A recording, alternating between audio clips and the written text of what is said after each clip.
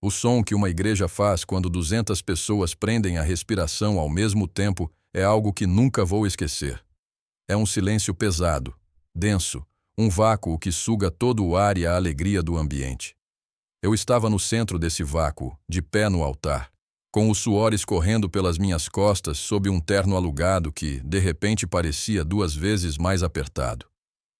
Na minha frente, Isabela, a mulher que eu amava mais do que a minha própria vida, tinha acabado de arrancar meu coração e jogá-lo no chão de mármore polido. Eu não posso, Lucas. Simplesmente não posso. As palavras dela não foram gritadas. Foram um sussurro, um segredo terrível compartilhado com 200 dos nossos amigos e familiares mais próximos. Seus olhos, que momentos antes brilhavam de expectativa enquanto ela caminhava pelo corredor, agora estavam frios, distantes, como se olhassem através de mim. Ao lado dela, seu pai, o Sr. Alencar, um homem cuja fortuna fora construída sobre concreto e desdém, colocou uma mão protetora em seu ombro. O sorriso em seu rosto era quase imperceptível, mas estava lá, um brilho de vitória. O que você quer dizer? Não pode. Consegui gaguejar, minha voz soando estranha e distante aos meus próprios ouvidos. Isabela balançou a cabeça, o véu delicado tremendo com o movimento. Minha família, nós conversamos. Eu tentei, juro que tentei, mas eles estão certos. Ela fez uma pausa e a próxima frase foi a que me quebrou. Sua família é simples demais, Lucas. Pobre demais.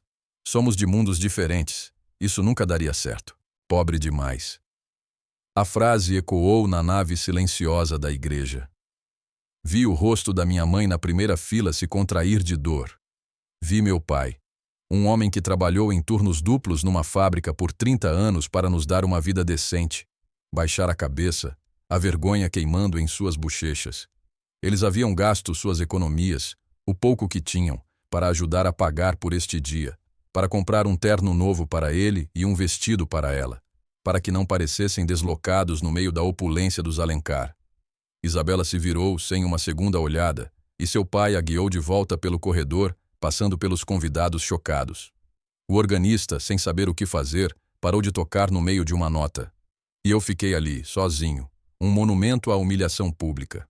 O noivo abandonado no altar, não por falta de amor, não por uma traição, mas porque o saldo bancário da minha família não era alto o suficiente. Naquele momento, sob o olhar de pena e curiosidade de todos, eu não senti raiva. Senti um vazio tão profundo e vasto que pensei que poderia me engolir por inteiro. Mal sabia eu que, em menos de 24 horas, esse vazio seria preenchido com algo tão poderoso, tão transformador, que Isabela e sua família arrogante se afogariam em um oceano de arrependimento. Para entender a profundidade da traição daquele dia, é preciso entender de onde eu vim e o mundo em que tentei entrar. Conheci Isabela na faculdade. Eu era bolsista, o garoto que sentava no fundo da sala, com cadernos de segunda mão e uma determinação feroz de escapar do ciclo de dificuldades financeiras que definia minha família. Ela era a personificação da luz do sol, com um riso que podia encher um auditório e uma gentileza que, na época, eu acreditava ser genuína. O pai dela, Ricardo Alencar, era uma lenda no setor de construção civil da cidade. Ele não construía casas, ele construía impérios. Isabela cresceu em uma mansão com mais banheiros do que eu tinha parentes, frequentou escolas particulares e nunca soube o que era olhar o preço de algo antes de comprá-lo. Eu, por outro lado, cresci em um bairro operário, em uma casa pequena e barulhenta, cheia de amor, mas perpetuamente com pouco dinheiro.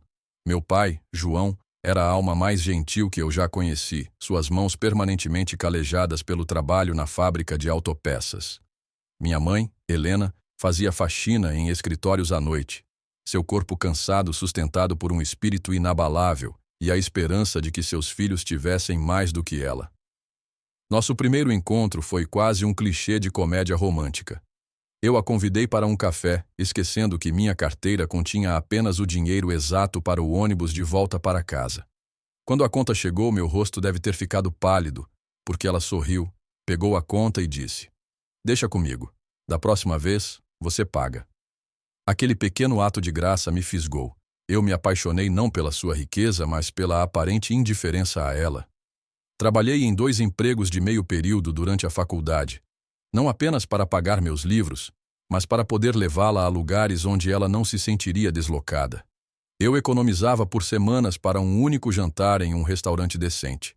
Ela parecia não se importar, dizendo que ficaria feliz comendo um sanduíche no parque, mas eu via o leve desconforto em seus olhos quando a levava ao meu bairro, o jeito como ela segurava a bolsa um pouco mais apertada.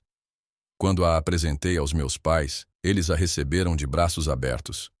Minha mãe fez sua famosa lasanha e meu pai contou suas melhores piadas, tentando desesperadamente causar uma boa impressão. Isabela foi educada, charmosa, mas eu a vi observando discretamente o papel de parede descascado na cozinha e os móveis gastos na sala de estar. O encontro com os pais dela foi um universo à parte. A mansão dos Alencar era intimidante, um palácio de mármore e vidro com vista para a cidade. Ricardo Alencar me mediu com um olhar, seu aperto de mão era uma avaliação de meu valor e eu sabia que estava em falta. Sua esposa, Sônia, era educada de forma gélida, fazendo perguntas pontuais sobre minhas perspectivas e minha linhagem familiar. Durante o jantar, servido por uma equipe de empregados, a conversa girava em torno de viagens à Europa, aquisições de empresas e a última gala de caridade. Eu me senti como um antropólogo estudando uma tribo desconhecida. Ao longo dos anos, os comentários sutis se acumularam. Lucas, você já pensou em uma carreira com um potencial de ganhos mais substancial? Ricardo perguntava. Essa sua camisa parece confortável, Sônia comentava com a palavra confortável soando como um insulto. Eles me deram um apelido entre eles, o Projeto, aquele que Isabela estava tentando polir. Isabela sempre me defendia, ou pelo menos parecia. Pai, pare com isso. Eu amo o Lucas por quem ele é, não pelo que ele tem, ela dizia. E eu acreditava nela. Eu me agarrava a essas palavras como um bote salva-vidas. O amor dela era meu escudo contra o desprezo deles. Quando a pedi em casamento com um anel que levei 18 meses para pagar, ela chorou e disse que sim. A alegria daquele momento foi rapidamente ofuscada pela reação de seus pais. Houve uma reunião familiar de emergência na mansão Alencar. Eu não fui convidado. Isabela voltou naquela noite com os olhos vermelhos, mas com uma nova determinação. Eles não aprovam, ela admitiu. Mas não me importo, é a minha vida. Nós vamos provar que eles estão errados. Eles insistiram em pagar pelo casamento, uma demonstração de poder disfarçada de generosidade. Seria no clube de campo mais exclusivo da cidade, com uma lista de convidados que parecia um quem é quem da elite empresarial.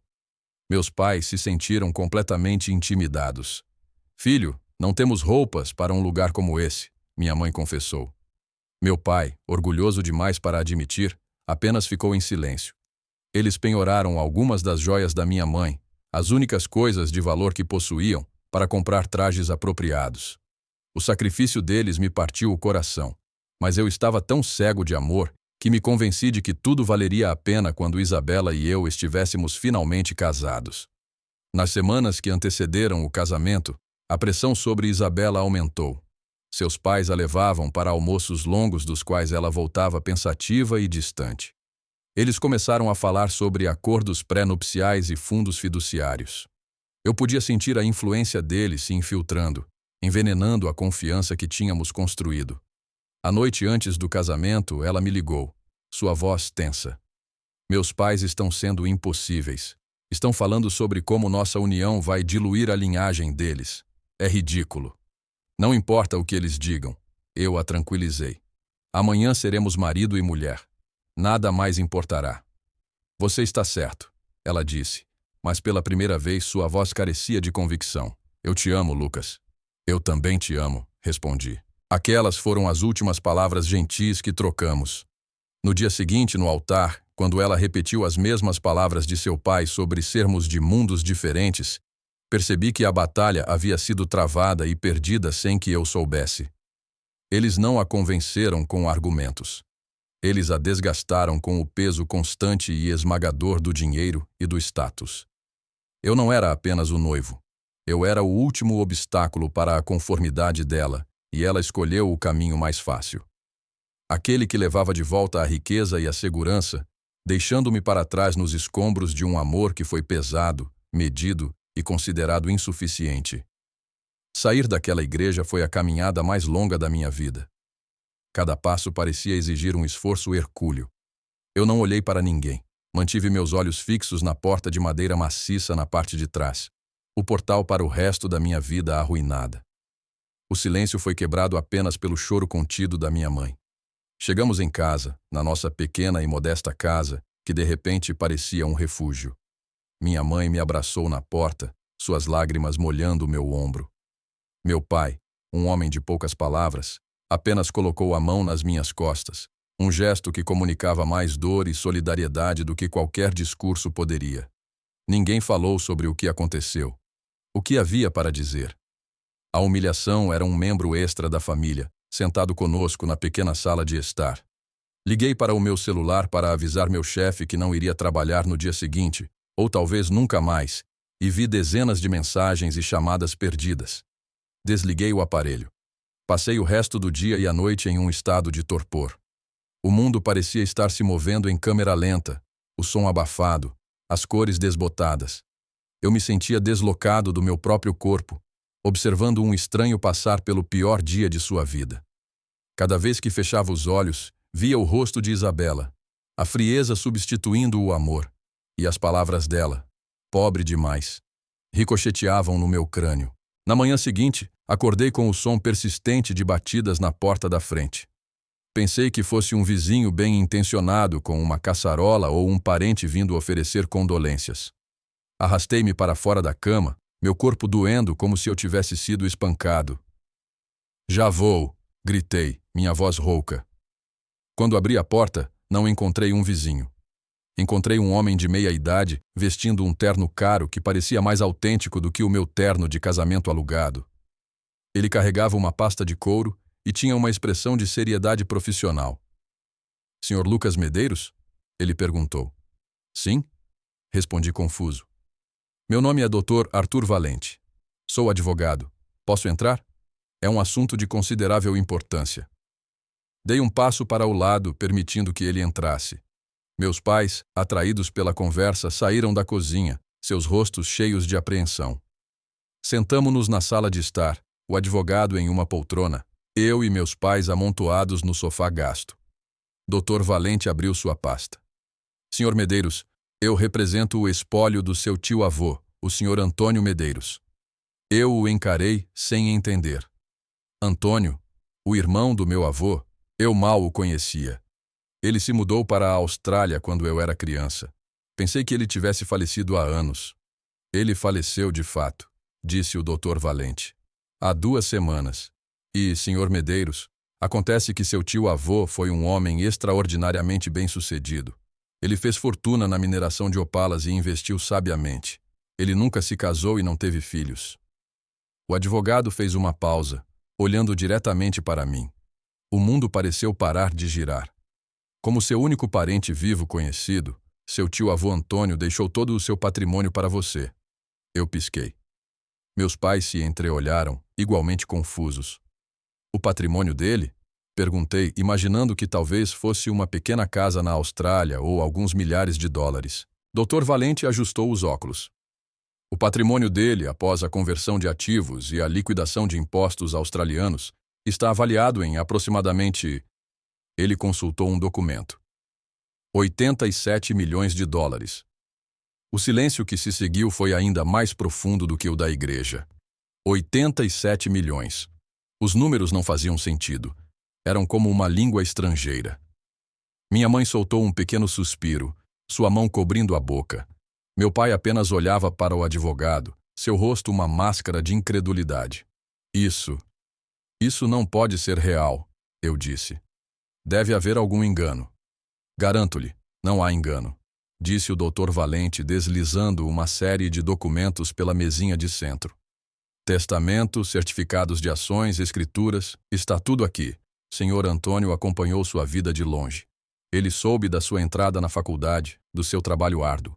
Ele escreveu no testamento que queria que a fortuna da família Medeiros fosse para alguém que entendesse o valor do trabalho duro, não do privilégio herdado. Eu olhei para os papéis, para os números com tantos zeros que pareciam ficção.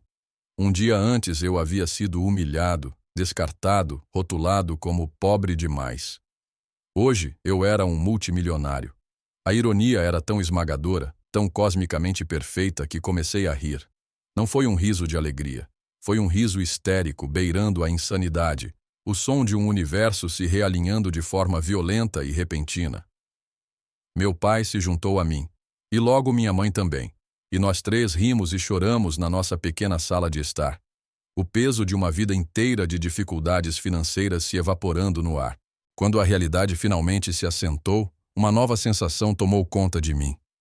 Não era euforia. Era uma calma fria e cristalina. O poder havia mudado de mãos. A dor da humilhação ainda estava lá, mas agora estava temperada com algo novo. A oportunidade de justiça. E eu sabia, com uma certeza absoluta, que o choro de arrependimento de Isabela Alencar estava prestes a começar. Os dias seguintes foram um turbilhão. Dr. Valente foi incrivelmente eficiente, guiando-me através do labirinto de processos legais e transferências internacionais. A primeira coisa que fiz foi garantir que meus pais nunca mais tivessem que trabalhar um único dia em suas vidas. Comprei para eles uma casa linda em um bairro tranquilo, com um jardim para minha mãe e uma oficina para meu pai. A expressão no rosto deles quando lhes entreguei as chaves foi o primeiro momento de pura alegria que senti desde a revelação. Enquanto isso, eu me mantive discreto. Mudei-me para um hotel de luxo sob um nome diferente para evitar o circo da mídia que o Dr. Valente previu que aconteceria. Ele estava certo. A notícia de um herdeiro local de uma fortuna australiana vazou para a imprensa, inicialmente como uma pequena nota de rodapé, mas rapidamente se tornou a principal história da cidade.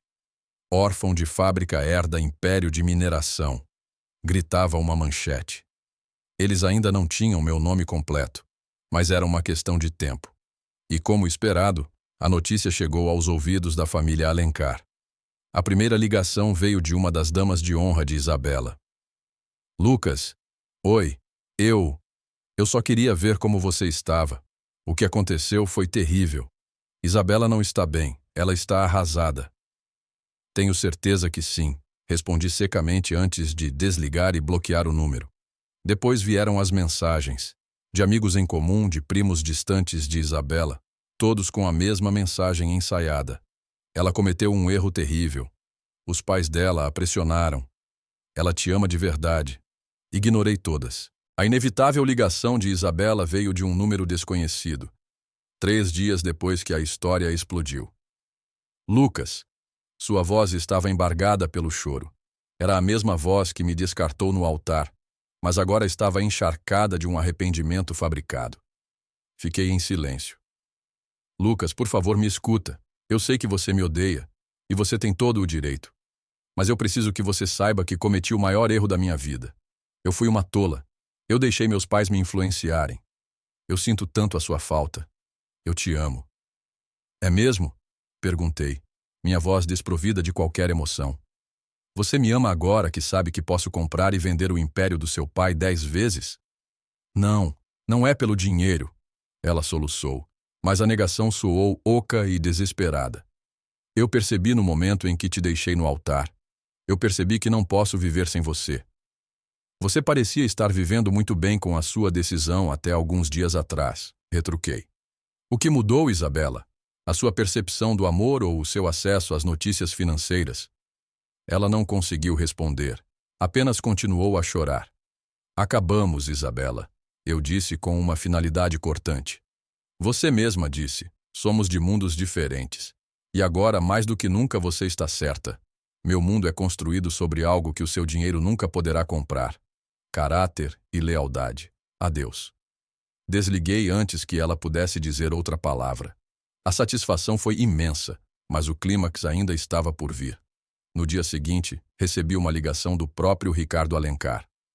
Lucas, meu rapaz! Ele começou com uma cordialidade oleosa que me revirou o estômago. Fiquei sabendo das ótimas notícias. Sempre soube que você tinha um grande futuro pela frente. Um homem que se fez por si mesmo, como eu. Poupe-me da sua hipocrisia, Ricardo, cortei. O que você quer? Ele riu, um som nervoso. Vamos, sem ressentimentos. Erros foram cometidos. Isabela está sofrendo muito. Ela ama você. Talvez nós todos possamos nos sentar, jantar e conversar sobre o futuro. O futuro, repeti, saboreando o momento. Sabe, Ricardo, eu estive pensando muito sobre o futuro e decidi fazer alguns investimentos. Na verdade, fiz meu primeiro grande investimento esta manhã. É mesmo? Em quê? Imóveis? Ações? Ele perguntou. O interesse em sua voz era palpável. Não. Algo muito mais interessante, eu disse. Eu comprei o banco que detém a maior parte da dívida da sua empresa de construção. Houve um silêncio mortal do outro lado da linha. A Alencar Construções, como muitas empresas do seu porte, operava com uma alavancagem significativa. Eles deviam milhões em empréstimos. O que você está dizendo? Ele gaguejou, a falsa bonomia evaporando. Estou dizendo, Ricardo, que eu sou seu novo banqueiro. E na próxima semana, na nossa primeira reunião de revisão de dívidas, vamos ter uma conversa muito interessante sobre as suas perspectivas. A propósito, ouvi dizer que o mercado de construção está um pouco instável ultimamente. Seria uma pena se suas linhas de crédito fossem reavaliadas. Eu podia ouvir a respiração ofegante dele. O homem que me julgou por ser pobre agora estava à minha mercê financeira. A justiça poética era tão doce que era quase avassaladora. Você não pode fazer isso, ele sussurrou. Eu já fiz, respondi calmamente. E Ricardo, isso não é pessoal, são apenas negócios. Desliguei e pela primeira vez desde que fui abandonado naquele altar, sorri. Um sorriso genuíno, amplo e libertador. A vingança não era sobre destruir a vida deles. Era sobre construir a minha, em meus próprios termos, enquanto observava o império deles, construído sobre arrogância e ganância, começar a tremer em seus alicerces. A reunião com Ricardo Alencar foi exatamente como eu imaginei. Ele entrou na sala de conferências do banco, minha sala de conferências agora, parecendo um homem que não dormia há uma semana. Seu terno caro estava amarrotado, e a arrogância habitual em seu semblante fora substituída por um medo mal disfarçado. Sentei-me à cabeceira da mesa, ladeado pelo Dr. Valente e por dois dos principais executivos do banco. Ricardo e seu advogado sentaram-se do outro lado, parecendo pequenos e insignificantes. Senhor Alencar, comecei, meu tom formal e impessoal. Revisamos os registros financeiros da sua empresa. Francamente, estamos preocupados com o seu nível de endividamento em relação ao fluxo de caixa atual. Passei as 2 horas seguintes desmantelando metodicamente sua empresa, apontando todas as vulnerabilidades, todas as decisões de risco, toda a má gestão que eu havia descoberto nos dias anteriores. Eu não estava inventando nada. A empresa dele estava realmente em uma posição precária, algo que seu orgulho nunca o permitiu admitir. Ao final da reunião, ofereci-lhe os termos. Um plano de reestruturação brutal que envolveria a venda de ativos significativos, a redução de sua diretoria e, o mais importante, sua renúncia ao cargo de CEO. Ele teria que ceder o controle da empresa que construiu. Isso vai me arruinar, disse ele, sua voz rouca. Não, respondi. Isso vai salvar o que restou dela. A alternativa é chamarmos todos os seus empréstimos de volta imediatamente, o que levaria à falência. A escolha é sua. Ele olhou para mim, seus olhos suplicando. Vi o momento em que sua arrogância finalmente se quebrou, substituída por uma derrota abjeta. Ele não tinha escolha a não ser aceitar. Enquanto isso, Isabela tentava uma última e desesperada cartada. Ela apareceu na nova casa dos meus pais, sem ser anunciada. Minha mãe, com a dignidade que sempre a caracterizou, não a mandou embora. Em vez disso, convidou-a a entrar e me ligou. Dirigi até lá. Não por ela, mas por meus pais. Encontrei-a sentada na nova e espaçosa sala de estar, parecendo completamente deslocada. Ela se levantou assim que me viu, seus olhos cheios de lágrimas. Lucas, eu vi o que você está fazendo com a empresa do meu pai, ela disse. Por favor, pare. Ele é tudo o que eu tenho. Não, eu disse com firmeza. Ele não é tudo o que você tem. Você tinha a mim. Você tinha o amor, a lealdade e uma vida inteira de parceria pela frente. E você jogou tudo fora no altar porque o saldo bancário da minha família não era do seu agrado. Você e seu pai não estão sofrendo porque eu sou cruel. Vocês estão sofrendo as consequências de suas próprias escolhas. Olhei para meus pais que observavam em silêncio. Esta casa, eu disse, gesticulando ao redor, foi comprada com dinheiro, sim, mas foi construída sobre uma base de amor e sacrifício, algo que você e sua família nunca entenderão. Você me chamou de pobre. Isabela, a verdade é que você sempre foi a pobre. Pobre de espírito, pobre de coração, pobre de caráter. Virei-me para sair. Por favor, ela chorou, agarrando meu braço. Me dê outra chance. Eu gentilmente removi sua mão. O arrependimento é uma emoção poderosa, Isabela. Espero que você aprenda com ele. Mas o perdão é algo que eu reservo para aqueles que o merecem. Saí e nunca mais olhei para trás. A Alencar Construções foi reestruturada e, eventualmente, vendida. Ricardo Alencar se aposentou em desgraça. Isabela, ouvi dizer, se mudou para outra cidade para escapar do escândalo. Eu? Eu usei minha fortuna para criar fundações. Uma em nome do meu tio-avô para ajudar jovens empreendedores de origens humildes. Outra em nome dos meus pais, para financiar bolsas de estudo. Descobri que a maior riqueza não está em acumular dinheiro, mas em distribuí-lo, em criar oportunidades que me foram negadas. Não voltei a me apaixonar imediatamente. A ferida era profunda, mas com o tempo ela cicatrizou. Hoje, estou ao lado de uma mulher que me ama pelo homem que sou, não pelo que tenho. Ela conheceu minha história e a admira, não pela vingança, mas pela resiliência.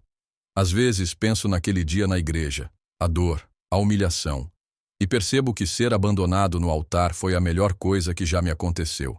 Salvou-me de uma vida de falsidade, de ser perpetuamente medido e considerado insuficiente. Aquele ato de crueldade não me quebrou. Ele me libertou e me colocou no caminho para me tornar o homem que sou hoje. Um homem que conhece seu próprio valor, um valor que nenhum dinheiro pode comprar e nenhuma zombaria pode diminuir.